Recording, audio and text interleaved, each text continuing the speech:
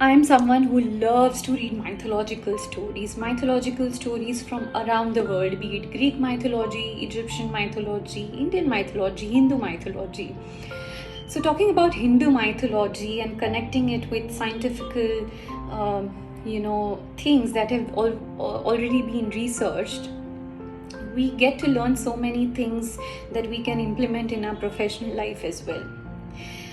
There is this concept called Purush and Prakriti in Hindu mythology. Now, not connecting and relating it with any gender like Purush, the masculinism, and Prakriti, the feminism.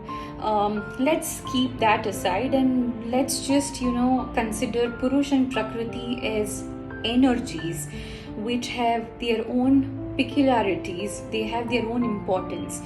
Purush is someone who is rational at mind, logical at mind, calculative in mind. And Prakriti is someone who is emotional, sensitive, creative, innovative, all of these things.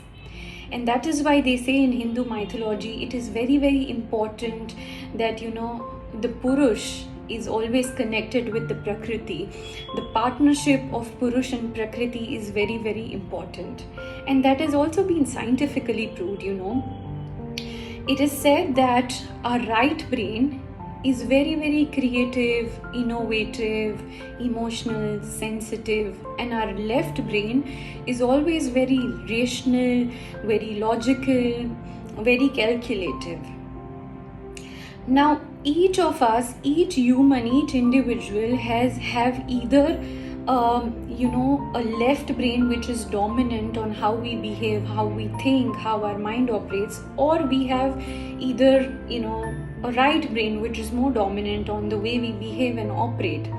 No human on this earth have everything whose brain works perfectly with a proper amount of balance, which the case might be very, very rare. Now, people who are good at, who have really high intelligence quotient, which is the IQ, might not necessarily have really high emotional quotient or social quotient. People with high IQ might have low EQ or average EQ or SQ within themselves, and vice versa. People with high EQ and SQ, which is social quotient and emotional quotient, might have average or below average IQ.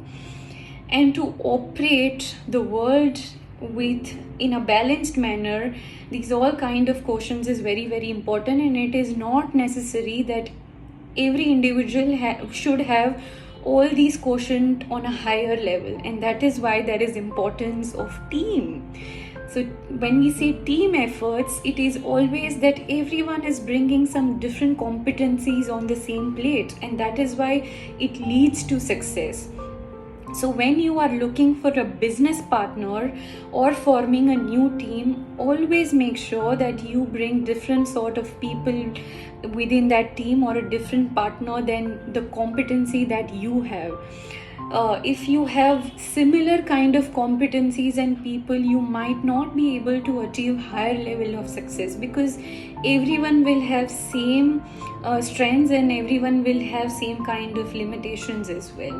So to succeed on a higher level, always make sure that if you have a high IQ, then bring up a partner, recruit a partner, merge with a partner who has high EQ and SQ, or vice versa. If you are forming a new team, make sure that you have a balance of people whose two people whose left brain is more dominant and two people whose right brain is more dominant. And always try to analyze this from a perspective, try to ask questions during interviews that reflects those things, that either they are creative, innovative, or they are more rational or logical. Try to ask those kind of questions during the interview on what you are trying to competency that you want from that employee, either right brain dominance or a left brain dominance, which is Prakriti and Purush.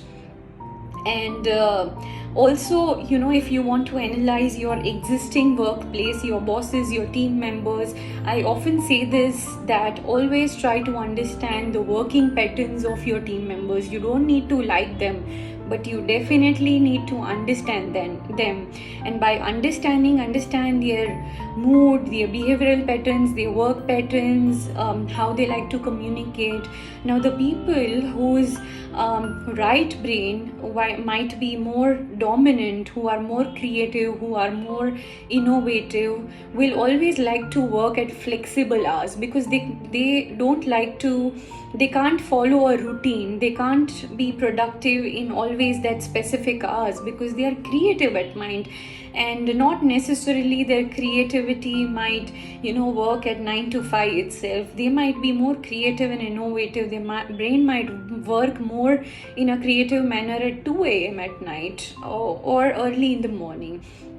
So the people who are more creative and innovative might prefer flexible work hours, and people whose left brain is more active, who are more rational and who are more logical, they perhaps might be more comfortable at 9 to 5 job. They might be comfortable at following certain standard operating procedures, policies and procedures that your company has created for all the employees. They might be also the leaders who have set certain standard operating process and procedures for people to follow in a set standard. But people who are more creative and innovative might not be able to follow all the time. The limitation with creative and innovative people might be, if things don't go as per they have worked hard or planned, they might get highly depressed, demoralized, anxious. One of the limitation for them is also they might not be able to follow up all the timelines that you might have set for your project, because they always chase perfectionism. And on the other hand, people whose left brain is more logical and rational, they might be comfortable following the routines, the timelines, but they might not be able to chase perfectionism or bring any innovativeness for your project, for your organization.